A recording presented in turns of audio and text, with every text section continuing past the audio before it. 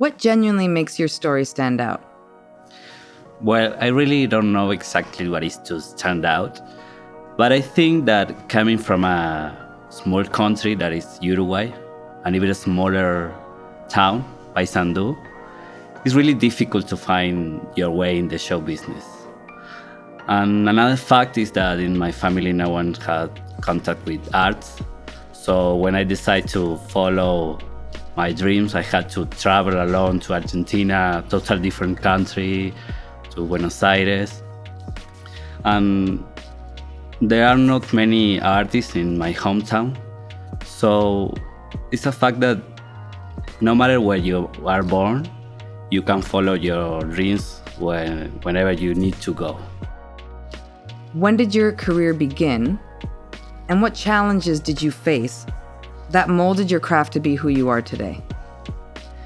My first professional job was a musical for Nickelodeon. I was 17 years old. And it was very challenging because in that musical in particular, every character has a unique way of dancing, a unique style. So I discovered that contemporary was my unique way of dancing, unique style. And in that job, I had to travel a lot for Latin America. And I discovered that I never felt in any particular place at my own, at my home.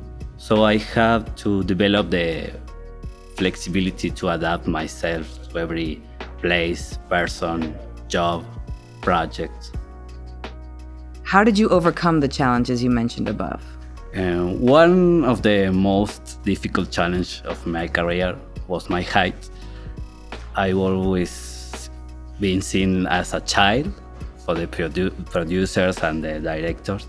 So I had to find that way of dancing of a grown-up man. And in every audition, I had to be the most talented short dancer, even better than the tall ones. And another strength that I found was to get always in mind the place that I want to reach, because I have to travel a lot in my jobs. So I have always in my mind where I have to go, where I have to stay, and learn how to enjoy that process. You're going to be playing a lead character in the TV series Dream Big that shoots in Mexico, Los Angeles, France, and Japan. How is the multicultural set affecting your acting?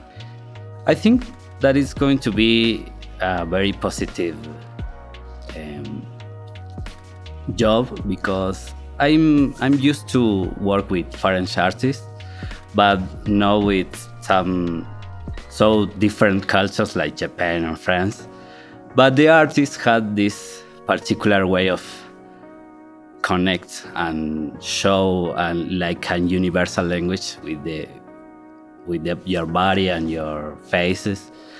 And we are going to enjoy the process and find the truth in the act and in the dance, and I think it's going to be really enjoyable.